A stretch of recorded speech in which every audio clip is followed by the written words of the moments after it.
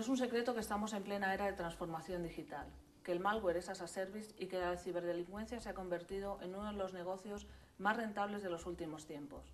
Que cuando hablamos de seguridad hay dos tipos de empresas, las que saben que han sido atacadas y las que aún no lo saben. ¿Cuáles son los retos de la empresa digital? ¿Cómo son las nuevas amenazas? ¿Dónde colocamos la primera y última línea de defensa? Sobre todas estas cuestiones vamos a hablar durante este evento, que vamos a dividir en dos partes y que en esta primera parte contamos con la presencia de Miguel Cordón, responsable del negocio de red y seguridad de VMware. Hola, Miguel. Hola, buenos días. Y con Mario García, director general de Check Point para España y Portugal. Hola, buenos días. Buenos días. Me gustaría empezar preguntándoos dónde está ahora el perímetro de seguridad. Mario. Pues mira, el perímetro no ha muerto, lo que se ha hecho se ha redefinido. Realmente lo que hay que buscar son los segmentos de tu red que quieres proteger, cuál es la parte y la zona donde vas a aplicar una serie de protecciones y hacerlas. Y además esto no es una definición estática, sino es una definición viva. Aquí tenemos a los señores de VMware que van a encargarse precisamente de que esto sea absolutamente móvil, con lo cual la seguridad se va a tener que integrar mucho más con la parte de networking y va a tener que arrastrarse con ella. Pero básicamente lo que vamos a ir definiendo son diferentes zonas y áreas de seguridad que voy a proteger y a cada una de ellas le iré aplicando los diferentes grados de seguridad y niveles que quiera. No pondría, por ejemplo, un anti-spam donde no haya un servidor de correo, por ejemplo. Entonces, no en todas partes tengo que poner todas las protecciones de seguridad, tendré que hacer un análisis más inteligente de qué quiero proteger y a partir de ahí integrarme con el resto de la infraestructura de la empresa. Por complementar un poco de un modo más genérico y hablando no exclusivamente de perímetro de seguridad en la red, podríamos hablar de que el perímetro de seguridad ahora mismo se constituye en varios pilares que pueden ser el usuario, el dato, las comunicaciones. Entonces hablamos de círculos que no son puramente concéntricos como era la aproximación tradicional, sino en distintas áreas que son círculos que se cruzan. Asumamos que el Bring Your Own Device famoso ya es una realidad, que los usuarios están llevando y usando sus propios dispositivos. ¿El reto es ahora el control de accesos? Bueno, el control de acceso es claramente importante, pero no es el único reto que tenemos. El control de acceso podemos dar todos los mecanismos que queramos, pero siempre existirán posibilidades de ruptura de ese acceso vía simplemente ingeniería social, no a base de rupturas tecnológicas. Entonces, lo que nosotros apostamos es no solamente por proteger el acceso, sino proteger también las aplicaciones y proteger también la comunicación, el canal de comunicación. A ese respecto, pues podemos establecer comunicaciones con la gestión de los dispositivos, con el MDM, pues a través de VPNs o todo tipo de mecanismos que hagan que no solamente el acceso sea algo que estamos protegiendo, sino estamos protegiendo también el acceso a las aplicaciones corporativas. Mario. Donde ellos acaban, empezamos nosotros, y a partir de ahí, el MDM que disponen, nosotros nos integraremos y empezaremos a pensar en cómo vamos a gestionar la información que existe en este dispositivo, cómo se accede a ella, qué pasa con esa información, cuándo me llega, cuándo la envío, a dónde va, qué grado de seguridad tiene esa información, qué pasa cuando pierdo mi dispositivo móvil, porque una de las cosas más chocantes que existen en este tema de los dispositivos móviles es que cuando tú pierdes el PC existe un tiempo medio de reporting de cuánto tiempo tarda la gente en avisar que ha perdido su PC. Son 2 horas. Todo el mundo sabe dónde está su PC, todo el mundo sabe qué hacer con él y si lo pierdes lo denuncias. El tiempo medio de avisar que has perdido el móvil para que te lo puedan borrar con un MDM es de 2 días.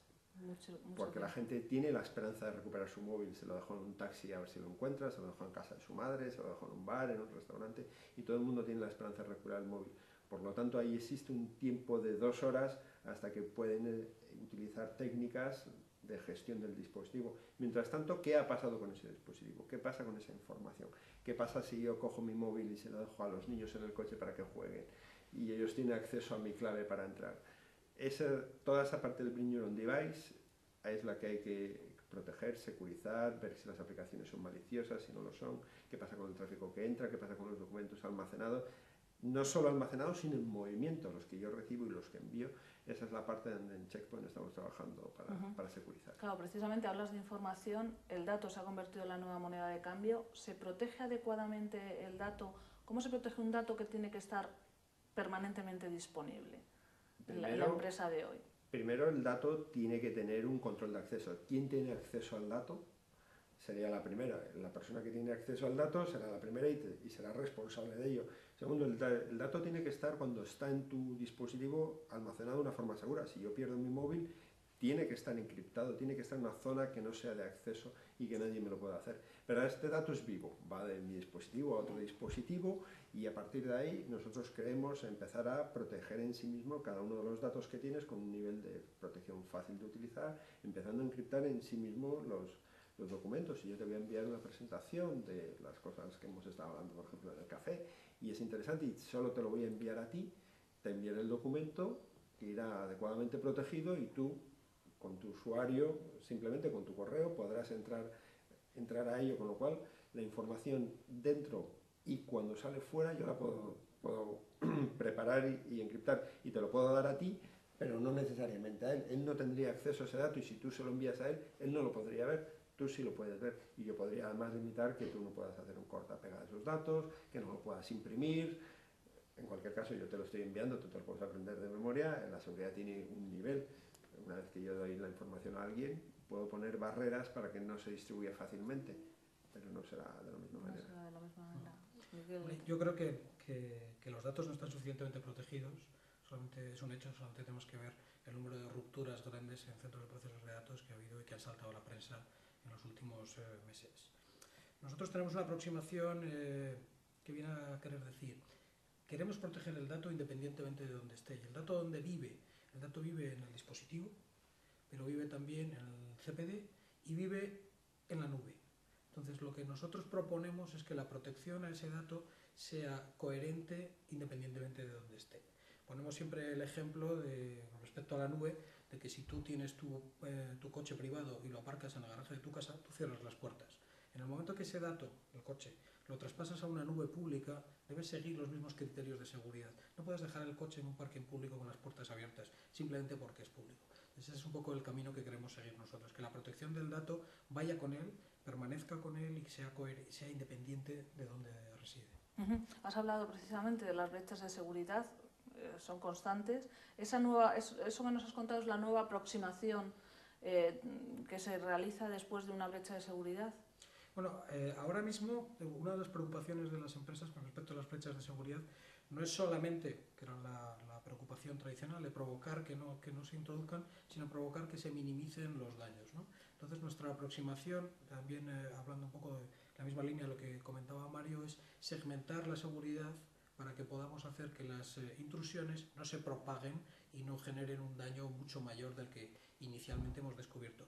Tienden las intrusiones ahora mismo a seguir mecanismos muy complejos y muy sofisticados. Por ejemplo, a entrar a un centro de proceso de datos a través de un área no especialmente protegida, ser residentes allá durante un número de meses y empezar a conseguir caminos para expandirse dentro de ese CPD hacia otras áreas más protegidas, ¿no? Entonces lo que nosotros intentamos también es que no solamente se proteja esa entrada, sino que además la movilidad de esa infección sea mínima. Sea mínima. ¿Cómo se protege un poco, cómo se minimiza una brecha de seguridad que va a ocurrir sí o sí? Van a ocurrir sí o sí por descuidos, porque los ataques son muy profesionales, porque es más fácil encontrar una vulnerabilidad que protegerte frente a 1000, que es lo que tiene que hacer la persona de seguridad, y por tanto es posible. Lo que hay que tener es una defensa en capas y en niveles. Es decir, es una defensa flexible y se voy penetrando en cada una de ellas. Y además ser consciente de que cuando me empiezan a robar los datos, ser capaz de detectar que me los están robando. Nosotros partimos de la base de que van a conseguir entrar en tu red y van a conseguir sacarte los datos.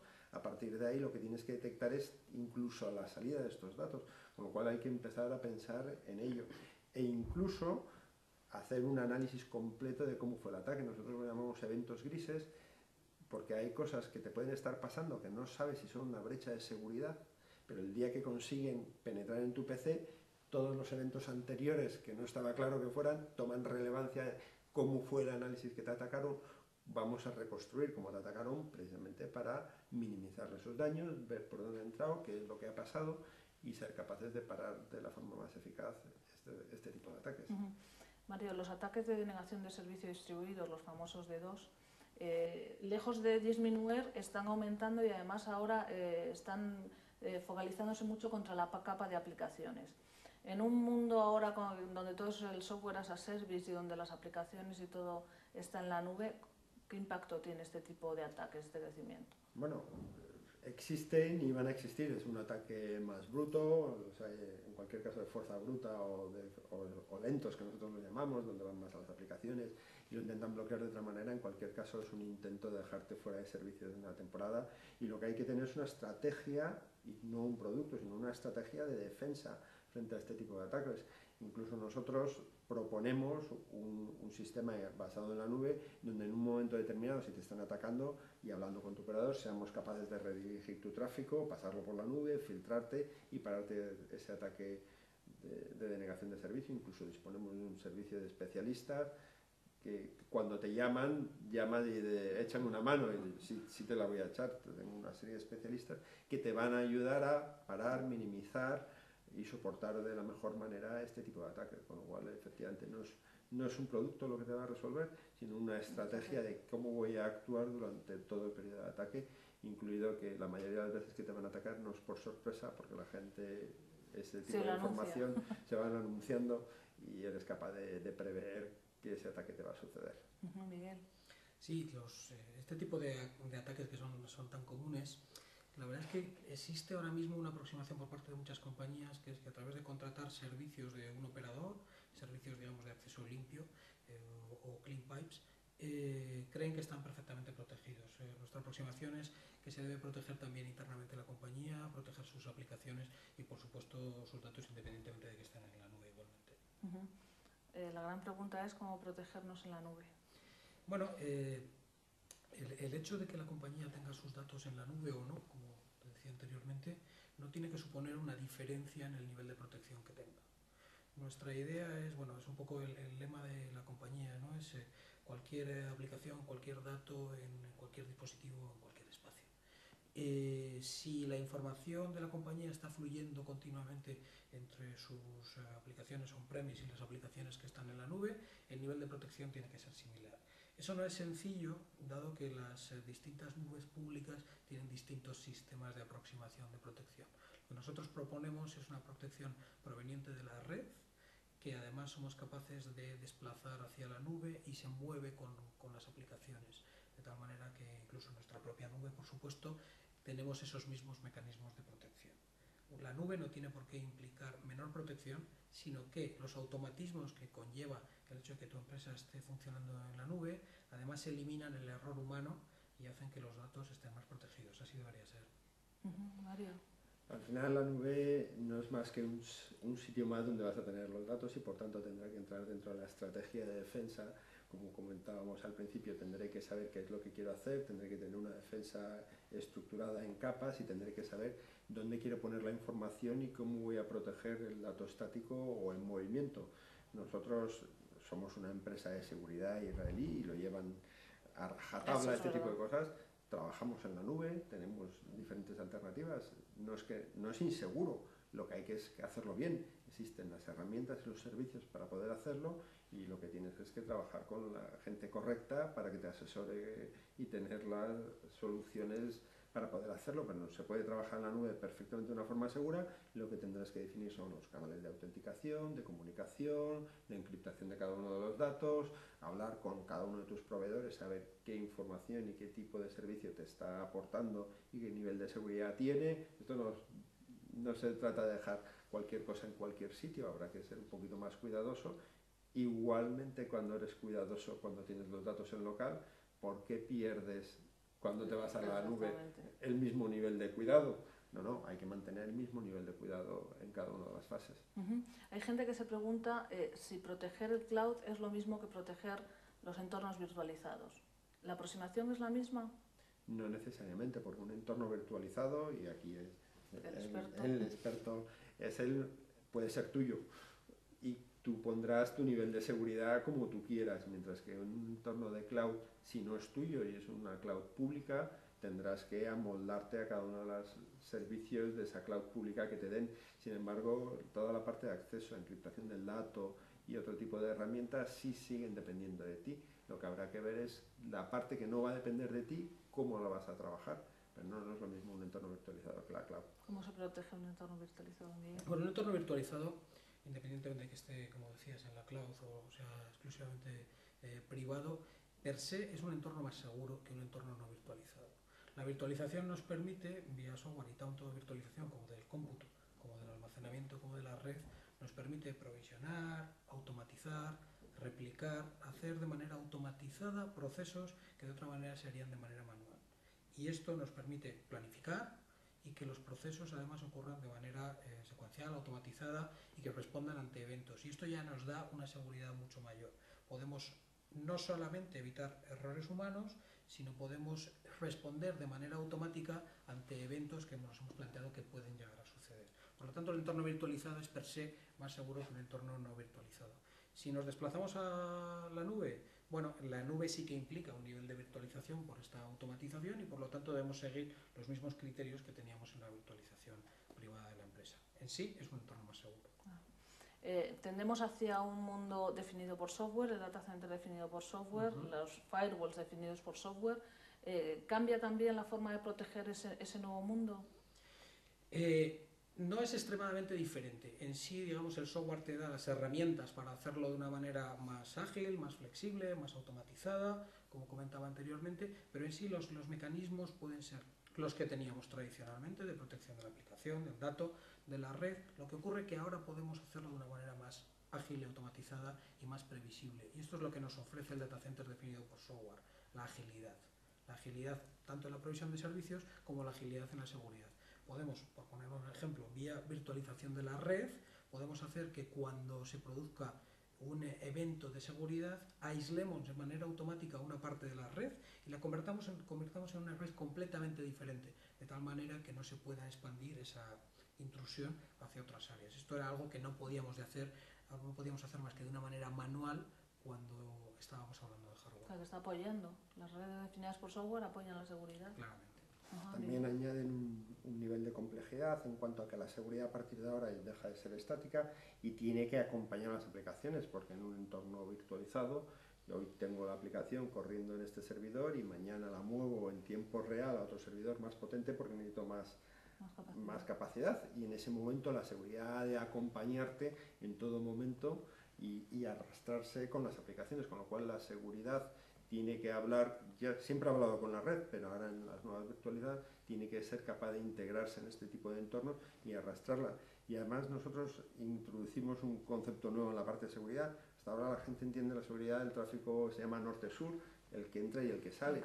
Y en la virtualización empezamos a hablar del tráfico este-oeste, el que se mueve transversalmente a través de esta red y contra el que también hay que o luchar o saber controlar y gestionar. También son muy novedosas nuevas técnicas que ahora mismo hay de monitorización en tiempo real. ¿Qué aportan para fortalecer la seguridad, estas nuevas técnicas que se están utilizando ahora mismo? Realmente la seguridad no solo es lo que hace de una forma proactiva, sino cómo es capaz de reaccionar frente a eventos. Y primero de forma automatizada, y cuando hace falta intervención humana para cambiar procedimientos, ser capaces de hacerlo. Para que sea de forma automatizada, en algún momento tendrán que salir en tiempo real estos eventos que disparen esas alarmas y que lo hagan.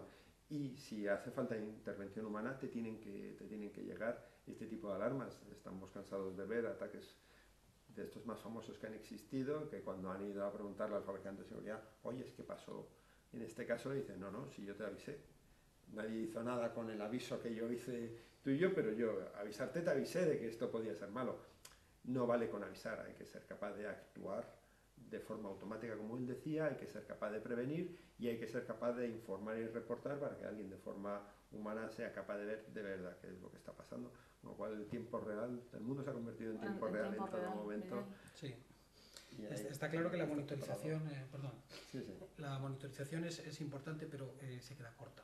Debemos ir más allá y responder de una manera automática en lo posible y tener toda la información. Vía el data center definido por software, una de las mejoras que tenemos es que podemos adquirir información de un montón de apartados diferentes. En la parte de cómputo, en la parte de almacenamiento, en la parte de red, en la parte de seguridad. Y vamos a tener una aproximación holística a la seguridad teniendo en cuenta toda esa información, porque vamos a ver en el ejemplo específico del tráfico este-oeste, que resupone aproximadamente el 80% del tráfico interno de un data center, vamos a poder ver qué patrones de tráfico han cambiado, y eso nos puede dar una cierta idea. Si los relacionamos con cosas que están cambiando en el almacenamiento y cosas que están cambiando en el cómputo, podemos tener una idea de un incidente de seguridad que individualmente no hubiera hecho levantar una alarma, pero que conjuntamente, teniendo en cuenta toda esa información de todas esas partes, nos puede dar a pensar de que algo está sucediendo. Pues muchísimas gracias. Yo, para terminar esta primera parte con vosotros, me gustaría que aportarais qué creéis que han aportado vuestras empresas al mercado de la seguridad. Bueno, en el caso de VMware, que ha sido tradicionalmente una compañía que la seguridad formaba parte de su modus operandi, pero no como un producto, sino, digamos, estaba constituida en los virtualizadores, que es el producto tradicional de VMware. Cuando hemos llegado a la virtualización de la red, que es lo que estamos ahora mismo empujando de manera más importante, lo que hemos conseguido es dotar de medios de seguridad y poder segmentar el data center hasta extremos muy pequeños, es lo que llamamos microsegmentación. Entonces, una vez que conseguimos virtualizar la red, somos capaces de dotar de un firewall distribuido a cada una de las máquinas virtuales que tenemos en el data center. Si además esta plataforma de virtualización de red, como es el caso, nos sirve para introducir servicios de terceros y aliarnos con importantes compañías del sector de la seguridad, como Check Point, para introducir servicios donde nosotros no llegamos, por ejemplo en la capa 7 de aplicaciones, eso nos va a dotar de una securización del tráfico interno del data center, más una automatización en la respuesta a eventos extremadamente importante, que ahora mismo los profesionales de la seguridad están valorando de manera muy importante. Mario. Yo te diría que con nosotros nace parte de la seguridad informática. Sí. Lo tuviera más complicado. Como inventores del firewall realmente nace, y lo más curioso es que el primer día que sacaron el producto, y como anécdota, y fueron a una empresa a montarlo, la primera vez descubrieron que la habían atacado y que estaban utilizando ese tipo de empresa desde una universidad, se conectaban ahí y utilizaban las comunicaciones internacionales de la empresa para navegar a otros sitios. La primera demo del producto, la primera fue, oye, es que es lo que pasa aquí, de que a ti te están atacando y están utilizando tu red, con lo cual fue un éxito desde el minuto cero. Desde el minuto cero. Desde entonces, hace casi ya 20 años, realmente hemos evolucionado en el mundo de la seguridad incorporando las diferentes áreas, porque el mundo ha cambiado enormemente, las amenazas lo han cambiado. Por un lado, en la parte de infraestructura más básica, y aquí estamos hablando en la parte de infraestructura, cómo adaptarte a la nueva infraestructura. Por un lado, hay que ser capaz de integrarse en la red SDN, hablar con el NSX que tienen estos señores, o otro tipo de productos, y ahí estamos. Y por otro lado, el tipo de amenazas ha cambiado, el tipo de amenazas de seguridad, ataques dirigidos, ataques más modernos, y ahí estamos innovando de forma constante para precisamente poder proteger, poder protegerte cuando te viene un fichero malicioso, asegurarte al 100% de que no te vas a infectar. Este tipo de nuevas amenazas y protecciones que además están cambiando la forma en que se vende parte de la seguridad. Con lo cual nosotros avanzamos en las dos direcciones. Por un lado, la parte de infraestructura, cómo hablar con el resto, cómo automatizar, y por otro lado, aumentar el nivel de seguridad, que cada día estemos más seguros. Herramientas hay para segurizarte y para mantener un nivel de seguridad muy, muy alto. Pues muchísimas gracias, de verdad. Nosotros empezamos en unos minutos la segunda parte del evento, en la que participarán Akamai, Konica Minolta y G-Data. I think that's when things clicked. Jesse's face lit up. Really? Where have you been all my life?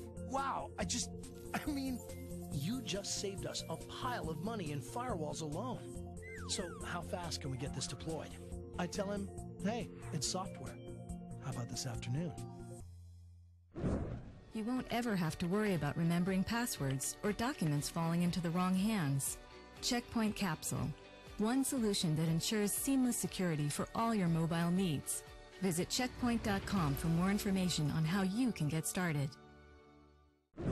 Iniciamos la segunda parte de este evento online sobre seguridad, y ahora contamos con la presencia de Rafael Alvariño, responsable de Producto Corporate de Konica Minolta, Federico Dios, Service Line Manager de Akamai, y Ángel Victoria, director comercial de G-Data.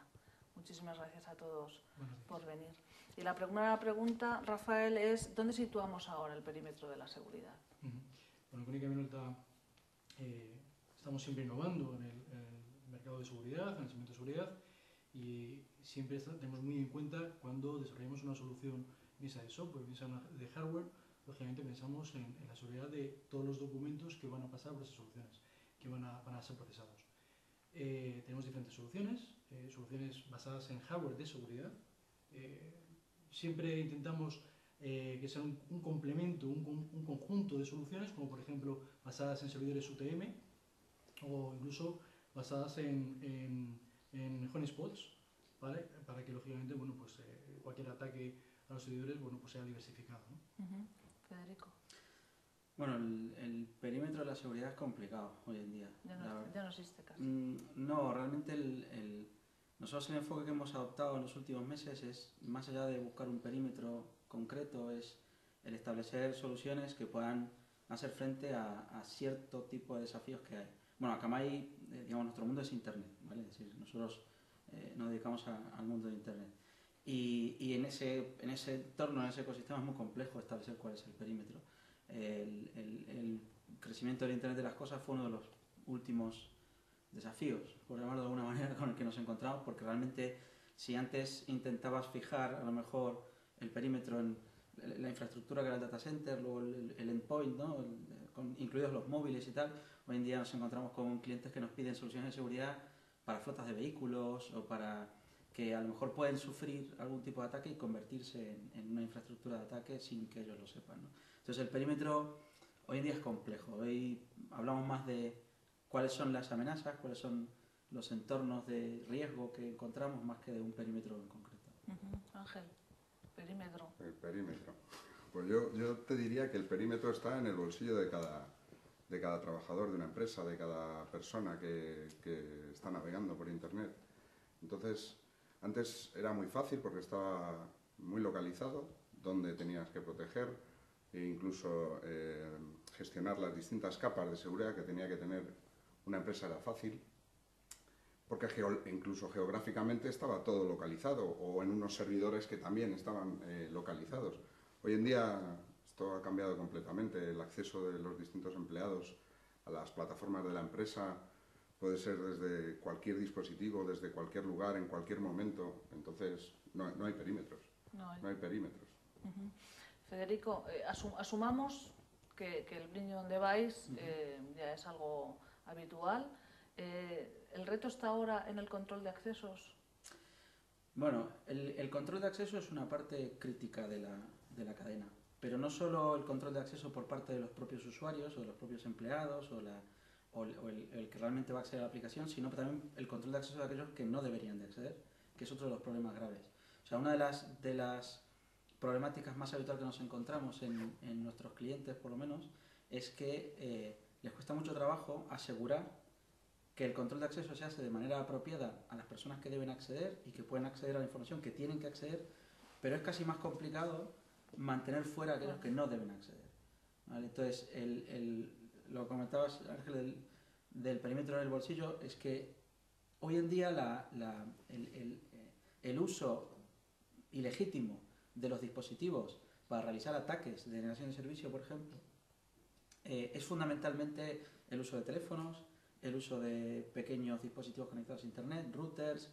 Entonces, no es tanto el hecho de controlar el acceso a un data center o una infraestructura, que eso en general está bastante bien gestionado y bastante bien montado, sino el control de acceso a los dispositivos de aquellas personas que lo quieren utilizar para algo que no es legítimo. Y realmente es complicado, es muy complicado. ¿Cómo es el control de accesos? Pues que es como decía Federico, es una parte de un todo que es bastante global, bastante amplio, bastante cambiante.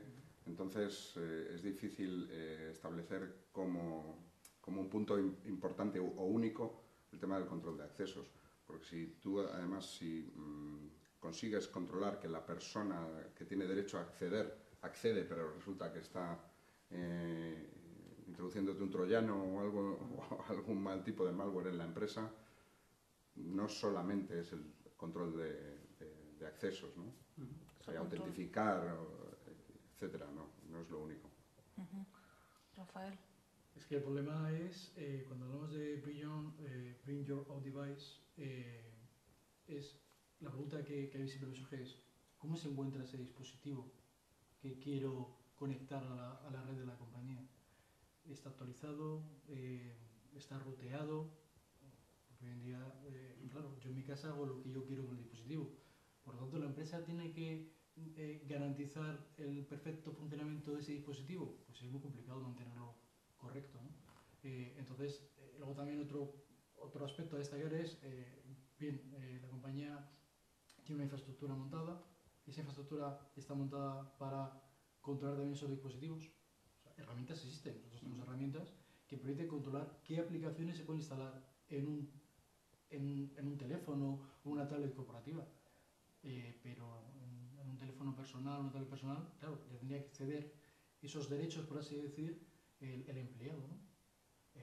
Poder se puede, pero tiene que haber una buena relación entre ambas partes, ¿no? Ángel, se habla de control de accesos y se habla ahora mismo también mucho de la autenticación de doble factor. ¿Se está usando mucho? ¿Se opta por la seguridad biométrica, ese doble factor que es la seguridad biométrica? Yo perdona que no te pueda decir, bueno, esta es la clave de la cuestión, hemos acabado con todas las posibles amenazas, hemos encontrado la piedra filosofal. Es que es un compendio de un montón de sistemas que favorecen o evitan que se introduzca o que favorecen la seguridad del entorno empresarial. Pero no es ni mucho menos lo único. Se está usando, sí. La biometría ¿Se está usando más? Claro, evidentemente se está usando más. El uso de las contraseñas hace unos años era lo único que, digamos, teníamos. Hoy en día hay un montón de aspectos que se suman al tema de las contraseñas. ¿Y se está usando más la seguridad biométrica? Tanto se habla de la seguridad biométrica, pero ¿se está usando más? Pues sí. ¿Como sistema de control de acceso? Sí, efectivamente se está usando más. Nosotros lo que estamos viendo es que es un auge de un montón de sistemas que te permiten dar una serie de credenciales a un usuario que tiene permisos, ¿no? Pero una vez más, es que hay un montón de dinero alrededor de acceder a determinado tipo de información o robar, la ciberdelincuencia, que hace que no sea lo único válido. Hay maneras de saltarse la seguridad de la biometría, con lo cual no es lo único. No es lo único. Doble factor, seguridad biométrica. A ver, en el caso de la biometría tenemos que hablar mucho más, ¿vale? Porque hay diferentes sistemas biométricos, ¿no? Pero bueno, si hablamos, por ejemplo, de mi experiencia que tengo en el campo del biométrico, me parece uno de los sistemas más eficaces de seguridad que hay en el mercado. Ahora bien, si hablamos del aspecto biométrico que tiene cónica minolta, pues por ejemplo la ley OPD ha hecho mucho daño, porque bueno, pues se confunden muchos aspectos de la biometría con respecto a la ley OPD. Entonces los empleados pues no quieren utilizar la biometría. Cuando realmente lo que son, en muchos casos son, por ejemplo, en el caso del acceso a un sistema, sería, hablo de un equipo multifunción, por ejemplo, sería el patrón de las venas del dedo, que no tiene que ver con una huella digital, ¿no? Es muy eficaz. ¿Por qué es muy eficaz? Pues porque lógicamente se va a identificar el usuario con sus credenciales, no vale ya una tarjeta, me da igual una tarjeta que luego además tengo que utilizar ese doble sistema de seguridad que estabas comentando, pidiendo una clave posterior que bien se ha enviado un teléfono móvil. Ese teléfono móvil puede estar en manos precisamente de esa persona que quiere hackear el sistema y por lo tanto, como mejor sistema, lógicamente es el biométrico. Federico. Sí, yo creo que la clave es lo que comentabas en la pregunta, ¿no? La cantidad de factores de autenticación. Fundamentalmente porque a la hora de... Bueno, hay una primera parte que es identificar y luego la otra parte que es lo relativo al control de acceso y ver qué permisos tiene alguien. Los múltiples factores es lo que realmente mejora o disminuye el riesgo de que alguien suplante a otra persona, ¿no? Y efectivamente la biometría es de los elementos más precisos, ahora no antes, pero ahora lo está empezando a hacer, para identificar a una persona. Sí que es verdad que con algunos sistemas biométricos tradicionales, como las huellas que comentabas, no la de los venaderos, sino las huellas dactilares como tal, hay un riesgo muy grande, y es que cualquier elemento de identificación biométrico solo se puede comprometer una única vez.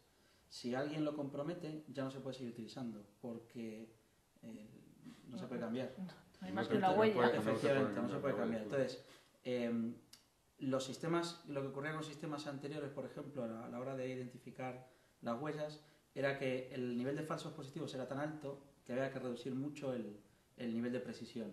Entonces, valía como ciertos elementos de identificación para un nivel de riesgo relativamente bajo, pero cuando tenías que elevarlo era complejo. Los sistemas que hoy en día permiten ir mucho más allá, ¿no? Por ejemplo, lo de las venas que comentaba Rafael es un sistema muchísimo más preciso y que realmente permite aprovechar la biometría de una manera más eficaz. Pero lo importante es que no sea un único factor. Es decir, por lo menos tendrían que ser 3, idealmente. Hay muchas compañías que ya van por el 5º. De hecho, Facebook introdujo hace algún tiempo el 4º, que suele ser el de la geografía, normalmente, o la localización. Suele ser un elemento adicional que se utiliza en muchos sitios como 4º factor, pero hay algunas compañías que ya han introducido algún 5º elemento, porque es la forma más eficiente de evitar ese tipo de compromiso a la hora de acceder. Ya, pero entrando ahí, perdona que me introduzca en la cuestión, digamos, interfiere en la usabilidad del usuario, la experiencia de usuario, en la facilidad de uso, en la productividad, llevándola a entornos corporativos. Claro, hay que hacerlo, pero bueno, hay que ser conscientes también. Por eso la biometría quizás sea esa parte interesante, simplemente con una autentificación de... Sí, yo creo que la clave es en función del riesgo del activo que quieras proteger.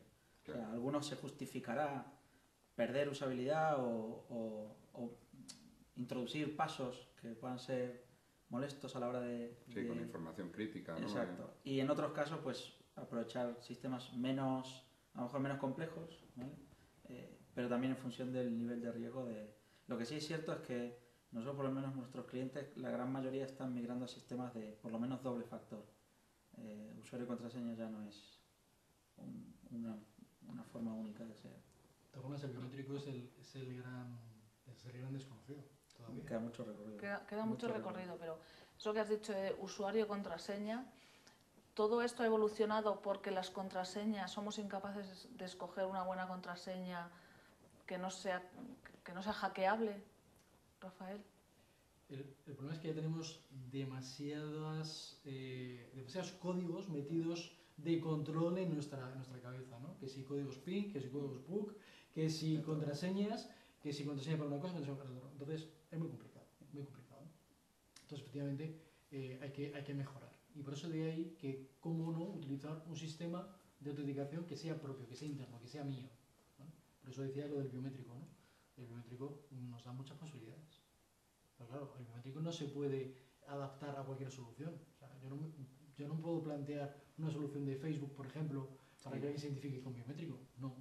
Pero en cambio con una tarjeta, con un DNI electrónico, un certificado electrónico, pues sí, ya me parece, lógicamente, tener otro control más, ¿no? Otro factor más, como decía Federico. Pero efectivamente hay muchas herramientas, muchas posibilidades. A nivel empresarial les puedo decir que es muy frecuente que las empresas no utilicen nombre de usuario y contraseña salvo un entorno tipo Windows, tipo para acceder a sus aplicaciones corporativas y demás. Pero hablando de equipos multifunción, hoy en día casi cualquier empleado accede a una tarjeta al edificio, ficha con esa tarjeta, o bien puede ser un biométrico, y esa es la forma con la que accede con la tarjeta. ¿Las contraseñas han muerto, Federico? No, y estamos lejos de que mueran. Al final, el sistema de usuario de contraseña es muy simple y es de los más fáciles. Efectivamente, no se puede proteger cualquier cosa con eso, porque es cierto que decía Rafael, o sea, tenemos tantas contraseñas en la cabeza que luego tampoco nosotros podemos pretender que la gran comunidad de usuarios siga unos criterios de generación de contraseñas demasiado estrictos, porque al final es algo que no es operativo y la gente no puede estar cambiando de contraseña una vez por mes o hacer contraseñas de al menos 20 caracteres con símbolos, números, mayúsculas y minúsculas como mínimo. No se puede pretender ese tipo de gestión, porque al final caes en que nadie recuerda las contraseñas o las tiene apuntadas, como ha pasado hace poco en algún medio por ahí. No, pero es que precisamente te iba a hacer esa pregunta. Digo, ¿tú tus contraseñas las almacenas en algún sitio o no? Yo las tengo, algunas sí, otras no. Depende del tipo de contraseña. Pues fíjate qué nivel de seguridad tenemos. Yo algunas las tengo, pero porque son de 30 Necesita caracteres que no te claro, acuerdas. Y además no las sé, son generadas de manera... Pero no puedes pretender que para usar Facebook, para usar tu correo electrónico, para acceder a ciertos servicios, a las fotos que tienes online, tampoco podemos pretender que la gente genere contraseñas y las almacene. Está bien como un mecanismo simple y rápido, pero hay que buscar otras alternativas. Ángel, las contraseñas. Yo creo que aún tienen bastante recorrido, ¿eh? Simplemente por lo que decíais antes. Es un método muy sencillo y aún hay que desarrollar muchos temas como biometría o otros tipos de autenticación, pero bueno, tenemos que vivir con ellas, ¿eh? Sí, todavía nos queda un poco. Otra de las grandes asignaturas pendientes es el tema de las actualizaciones. Muchas brechas de seguridad lo que están haciendo es explotar vulnerabilidades ya conocidas. Claro. ¿Eso hay alguna manera de que nos pongamos al día? Bueno, sí.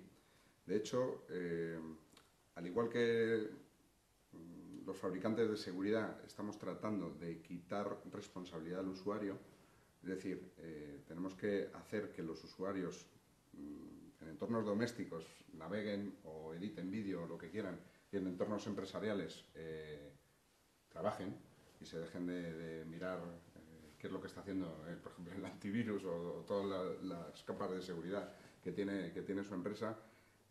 También es necesario que creo que desde la parte del empleado que haya una cierta, cultura, ¿no?, de uso.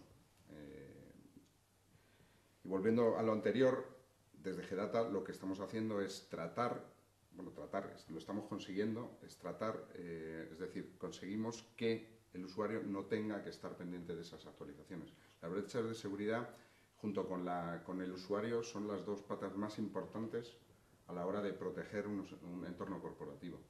Si nosotros somos capaces de que todos esos parches que han lanzado fabricantes de sistemas operativos o de software de terceros los podamos introducir en el sistema de una manera gestionada, es decir, gestionar significa proteger de una manera contundente, evitamos un montón de problemas que pueden devenir de cuestiones como no actualizar. Esto es súper importante. De hecho, creo que estamos consiguiendo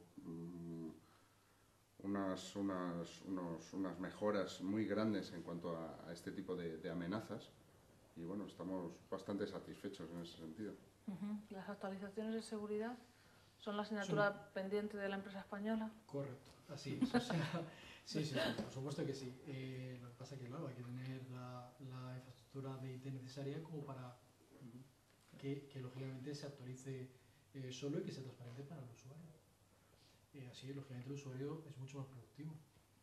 Entonces, ¿qué pasa? Claro, que el empleado, si tiene que estar, como bien decía Ángel, estar pendiente del antivirus o estar absolutamente pendiente del propio sistema operativo, de los parches que lógicamente se están actualizando constantemente los sistemas operativos, pues el empleado es mucho menos productivo. Y sobre todo que además es que el usuario no está pendiente. No está pendiente y por lo tanto ni nadie va a estar pendiente. Tiene que ser la empresa a nivel global y tiene que pensar que tiene que tener las herramientas automáticas de actualización. Sí, de hecho, ese normalmente suele ser uno de los puntos débiles, Claro. por los cuales se cuela mucho malware. El problema de las actualizaciones, además, es lo que decías tú, ¿no? Tienes que tener una infraestructura para poder gestionarlo y realizarlo de manera correcta.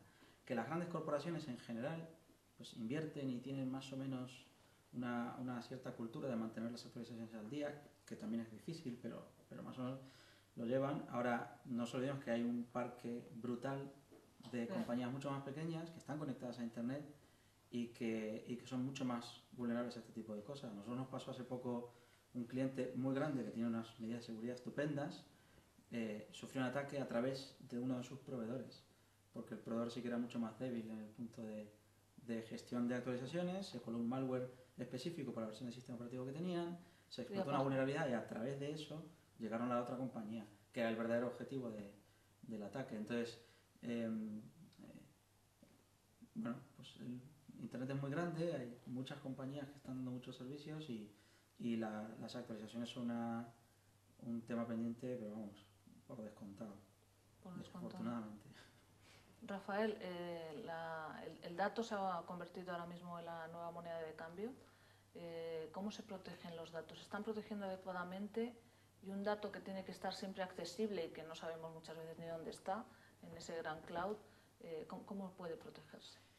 Pues la verdad es que es una gran pregunta y me gusta mucho esa pregunta porque la verdad es que los datos no están protegidos en un gran porcentaje.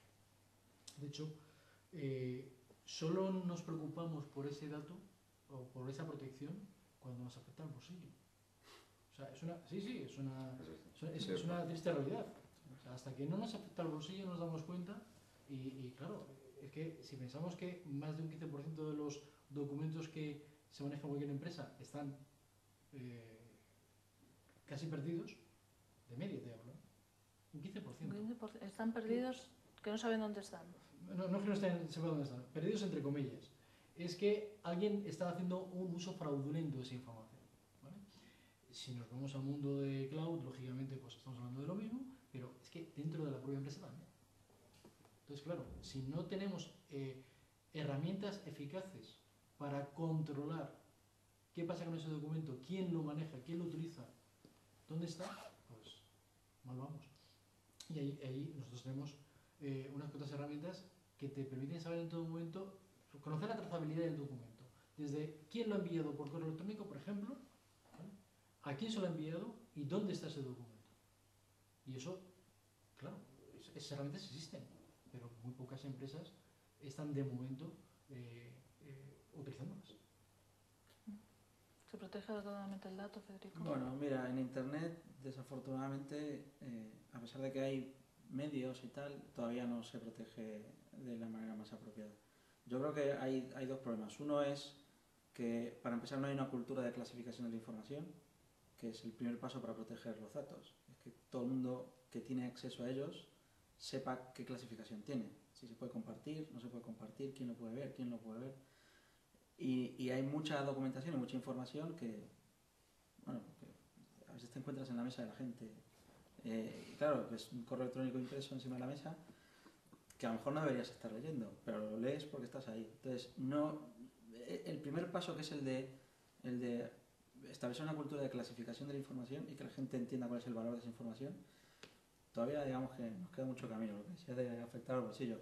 Cuando ese correo electrónico aparece en un sitio donde no debe, es cuando realmente se toma una medida de manera rápida. Y luego, por otro lado, el otro gran problema que nosotros nos encontramos en el mundo de Internet es que la información fluye por un montón de sitios. Y muchas veces a nosotros nos pasa que clientes nuestros ponen muchísimos requisitos en cuanto al data center en sí, dónde va a estar ese data center, cuáles son las medidas de seguridad, si respeta el Safe Harbor de Europa o no, si hay que cumplir el OPD de alguna manera particular, etcétera, etcétera. Pero luego preguntas, vale, pero yo desde dónde me puedo conectar a acceder, ¿no? Cualquier parte del mundo, ¿no? Porque somos globales, entonces yo estoy en otro país, fuera de Europa, y puedo acceder a mi información de mi cuenta bancaria, por ejemplo. Pues eso ha pasado por 30 o 40 compañías por el camino, de las cuales ni siquiera tienes conocimiento. No solo control, sino no tienes conocimiento. Entonces hay que establecer una serie de controles específicos a la hora de transmitir la información que en algunos casos se están adoptando. El gran movimiento que hay hacia un Internet completamente cifrado y que prácticamente desaparezca el tráfico no SSL, que es al final el objetivo, pues por ahí vamos, pero todavía falta. El tráfico cifrado no le gusta a los gobiernos. Bueno, los gobiernos están de acuerdo siempre y cuando no rompan la ley. Bueno. Entonces, por ejemplo, en el caso de Europa, los gobiernos no pueden acceder a información cifrada si es de carácter personal, salvo que haya una orden judicial de por medio. Entonces, depende de cada país. En Estados Unidos sí. Claro, depende de cada país. Y las empresas americanas, perdón, sí, interrupción. Sí, a ver, esa discusión al final es. No nos queda más remedio que respetar la ley de cada país, y efectivamente en Estados Unidos hay cierto tipo de organizaciones del gobierno que tienen unas facultades especiales para poder realizar ciertas acciones. Pero da igual si el tráfico está cifrado o no. Si está cifrado y no lo pueden descifrar, tienen derecho a exigir las claves para poder descifrarlo. Con lo cual, Aquí el objetivo es que no pueda acceder o que no puedan Los malos. entrar. Bueno, la definición de malos también es compleja, pero Sí, es verdad. que no pueda acceder a alguien que está haciendo por lo menos un uso ilegítimo de la tecnología. Depende del uso que hagas de la información, si es Efectivamente. malo o muy malo. Eso sí es verdad. Es cierto. Ángel, ¿cómo se protege el dato? Me alegro que me hagas esa pregunta, antes se la has hecho a mis compañeros y realmente es una pregunta muy difícil. A día de hoy los datos no se están protegiendo adecuadamente, ni de lejos. Y en entornos corporativos grandes sí se está haciendo una inversión importante al respecto, pero a medida que la empresa es más pequeña, pues no. Aquí yo creo que entran, para proteger el dato, entrarían dos partes. Por un lado, la responsabilidad de la empresa de cara al empleado de transmitirle que las herramientas, incluso las tecnológicas, tiene su parte de responsabilidad de cómo se usan esas herramientas, de contratos de confidencialidad, de qué información va a manejar en su puesto de trabajo, qué puede hacer con ella, qué no. Pero a la vez la empresa tiene que tomar medidas de gestión para que ese tipo de problemáticas de qué pasa con esos datos pues pueda gestionarlo. Es decir, qué documentación puede compartir determinados usuarios, qué no, quién puede modificar, bueno, lo típico del control de accesos y es un poco un conglomerado de soluciones, ¿no? De lo que se tiene que tomar ahí. Es decir, tú tienes que tener, como empresa, tienes que saber qué ha pasado con determinado documento, por quién ha pasado, quién se lo ha transmitido, tú lo decías antes, dónde se ha mandado, a qué destinatarios, para que después haya una posible responsabilidad de qué ha pasado con esa fuga o esa posible fuga de datos. Pero el usuario también tiene que comprometerle. Es decir, si tú haces, que eso tampoco se está haciendo, si tú haces determinadas cosas que se te han recomendado o se te han exigido no hacer y están dentro de tu función como puesto de trabajo, tu responsabilidad, pues habrá que tomar medidas al respecto, ¿no? Con respecto a lo que estás comentando, ya desde el punto de vista de Konica Minolta como fabricante de equipos multifunción, ten en cuenta que muchos datos que maneja el empleado son impresos. Entonces lo que las empresas no saben es que el documento en sí se puede proteger. ¿Por qué? Porque se le puede aplicar una capa de seguridad al mismo documento impreso y si tú vas a escanearlo, a enviarlo por fax, a enviarlo por mail, ¿vale? Ese documento no te van a dejar hacer ese tipo de funcionalidades, ese tipo de funciones, porque no te sabes la contraseña que está en esa capa invisible del documento. Es un efecto parecido a cuando habéis intentado fotocopiar un billete, ¿vale? Un billete en euros o libras o lo que sea. Y nos ha dejado fotocopiarlo. ¿Por qué? Porque hay una marca. Pero bueno, perdona, volvemos al rollo un poco espía, ¿no? De cómo te puedes hacer una foto. De hecho, nosotros en algunas empresas nos han pedido que cuando entren dentro del entorno corporativo los portátiles y los móviles se les bloqueen y se bloquea la cámara. Es una opción interesante para evitar ese tipo, pero bueno, que es un poco paranoico. No, bueno, es proteger la información. Pero es proteger la información. Sí. No, incluso existe la posibilidad de, a la hora de imprimir, que se cree mediante un algoritmo matemático, ¿vale? Que tengas esa capa también de invisible y ese algoritmo matemático está dentro del propio texto del documento. Por lo que escaneando ese documento sabes si es el original o es una copia, que es manipulado. Hay muchos niveles, por eso digo que es que hay muchos niveles de proteger el dato. La verdad es que es una suerte estar aquí los tres, cada uno tenemos nuestra cosita que aportamos. Pero por eso digo que al final es el desconocimiento, ¿no? Dice, a ver, una empresa ¿qué tiene? ¿Qué herramientas puede tener? Puede tener muchas posibilidades de proteger el dato. En tu campo, en tu sector, en el mío, seguro. Y al final, todas esas soluciones hará que sea efectiva esa protección. Sí, hay que aplicarlas, indudablemente. Federico, cada vez los ataques de denegación de servicio no son nuevos, pero parece ser que hay un incremento de los ataques de denegación de servicio lentos que llaman o contra la capa de aplicaciones. En un mundo donde ahora todo es software as a service, ¿qué impacto tiene este tipo de ataques? Es verdad que los ataques de negación de servicio están creciendo mucho más de lo que todos esperábamos. Y además, nosotros concretamente en nuestro sector, digamos que por acá me pasa aproximadamente el 30% de todo el tráfico web mundial, bueno y malo. Es decir, tenemos muchos clientes y nuestros clientes, o sea, no es que Akamai reciba ataques, nosotros estamos distribuidos globalmente en todo Internet, tenemos prácticamente 200.000 puntos en todo el planeta, y al final, cuando alguien intenta atacar a un cliente de Akamai, lo que no sabe es que realmente a quien está atacando es a la plataforma de Akamai. Entonces, eso, una de las cosas que nos da es una visibilidad curiosa del mundo de Internet. Y un cambio que hemos notado en los últimos ya 7-8 meses es que se ha vuelto a poner de moda los ataques volumétricos de gran volumen. Tuvimos una época de más ataques quirúrgicos, más temas muy específicos, muy de aplicación y tal, pero ahora nos encontramos con un entorno completamente diferente y realmente son muy efectivos. La capacidad de ataque que hay hoy en día es brutal. No hemos visto todavía en nuestra plataforma un ataque de 1 terabit por segundo, pero nos lo esperamos este año, seguramente. ¿Se están incorporando los móviles? No solo los móviles, como elemento nos de hemos ataque encontrado también. una botnet hacia finales del año pasado que tenía casi 3 millones de de dispositivos tipo Raspberry. Eran de todo, Raspberry, Arduinos, en fin, un conglomerado de cosas, pero eran de ese tipo de infraestructura. Pequeños. Eran casi 3 millones. Entonces, claro, te encuentras con sorpresas un tanto, lo que decía antes de los coches, esto no lo hemos visto, un cliente nos lo ha dicho, oye, que tengo mucho miedo de que alguien inserte un troyano en mi flota de vehículos, tiene miles en todo el planeta, y es una solución basada concretamente también en Raspberry. Y claro, decían, esto me preocupa porque sé que ya hay malware para este tipo de dispositivos.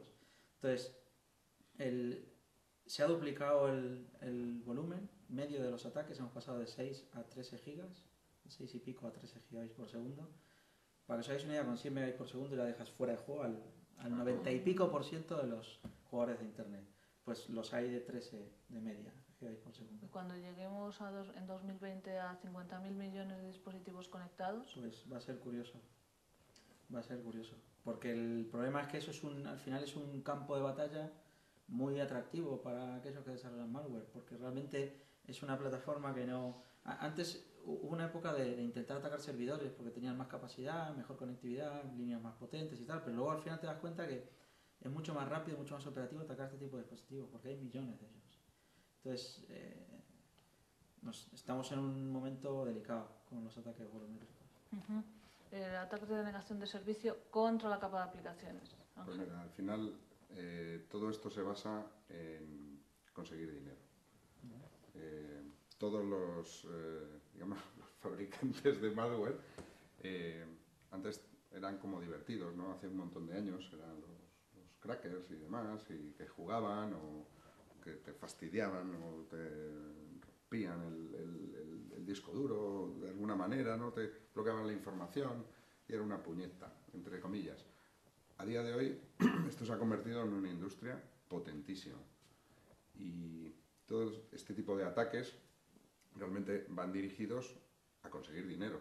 La red del bot es una cosa más. Nosotros estamos tranquilos. ¿Yo qué voy a tener si yo no tengo nada en el ordenador? Bueno, pues te puedes convertir en uno de esos dispositivos que comentabas tú, que puede hacer un ataque ante, pues yo qué sé, a cualquier gobierno, a cualquier agencia gubernamental, a cualquier cosa que esté en Internet.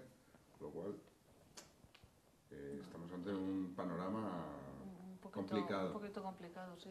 Rafael, yo no sé si ha habido ataques de denegación de servicio contra sistemas de impresión.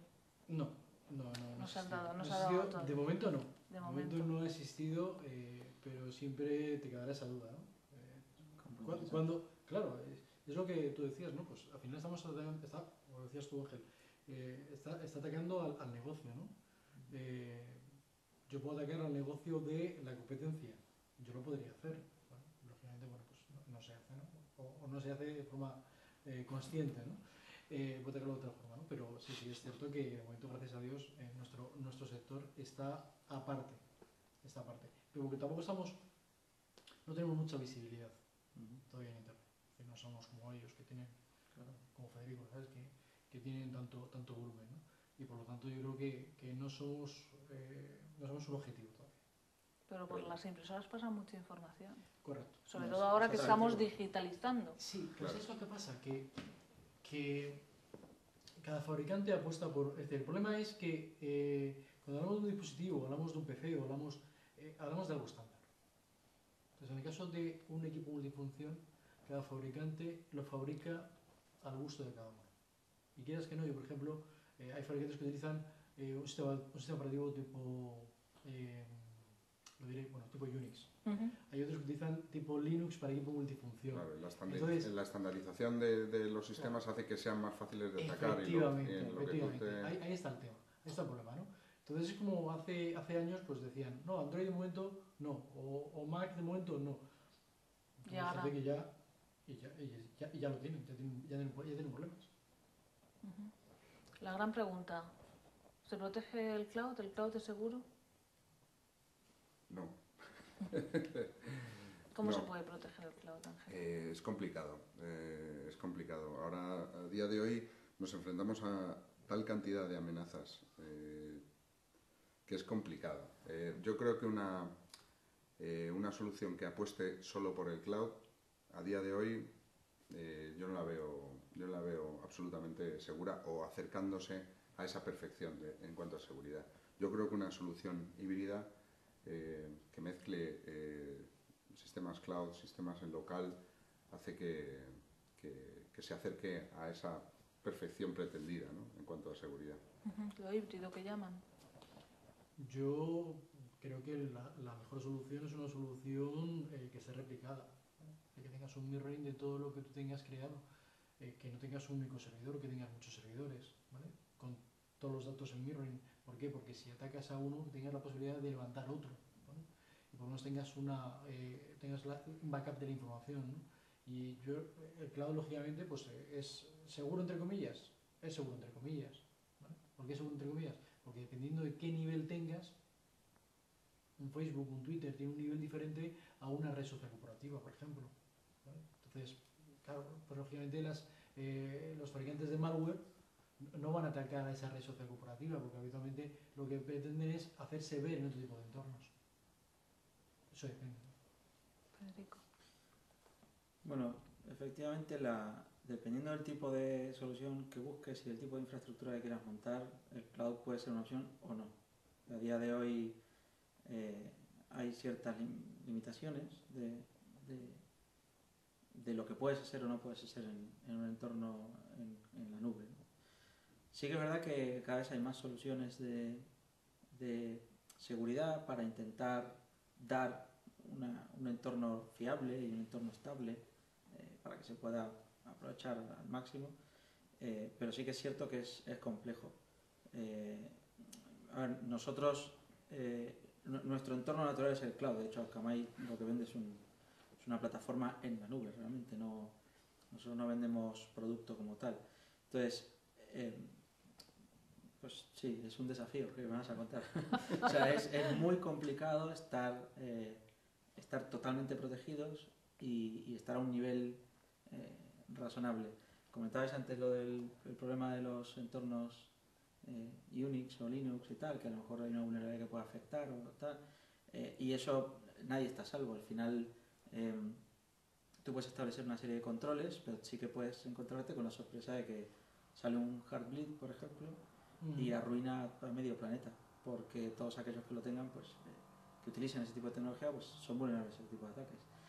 Sí que se ha conseguido establecer controles y establecer mecanismos que permiten contrarrestar con un buen nivel digamos, ese tipo de amenazas. Ahora, evitarlas.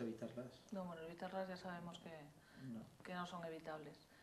Pues yo, para terminar, sí que me gustaría preguntaros, pediros que aportéis lo que creáis que cada una de vuestras empresas aporta al mercado de la seguridad. Álvaro. ¿Empiezo yo? Rafael, sí. Bueno, Crónica Minolta dispone de, vamos a decir, diferentes capas de seguridad. Podemos disponer de seguridad, como hemos comentado, una seguridad de acceso al propio dispositivo como fabricante de equipos multifunción o impresoras, lógicamente. todo esto unido a dominios, directorios activos, LDAPs, etc. Bien sea por tarjeta, bien sea por número de usuario y contraseña, bien sea con doble factor, bien de número de usuario y contraseña y código PIN, en fin, hay diferentes soluciones. Soluciones también, como hemos comentado, de poder dar seguridad a los documentos, bien encriptando el documento, bien haciendo que tengamos una trazabilidad perfecta del documento y podamos saber en todo momento quién lo tiene y qué ha hecho con él, o, como he dicho, metiéndole un algoritmo matemático y que sepamos que el contenido del documento nunca ha sido alterado. Y si hablamos de soluciones en la nube, pues lógicamente disponemos de soluciones en la nube donde los documentos van a estar seguros y donde Konica Minolta le pone un especial énfasis en todo producto que desarrolla y comercializa. Federico. Bueno, la principal labor de Akamai cuando nació era la de hacer que Internet fuera un entorno más estable desde el punto de vista de la congestión. Es decir, que vaya rápido, que no tenga problemas de... Hoy la verdad es que, aunque ese sigue siendo un poco el core de nuestra tecnología y nuestro ADN, sí que es verdad que lo que más foco hacemos es en la parte de seguridad.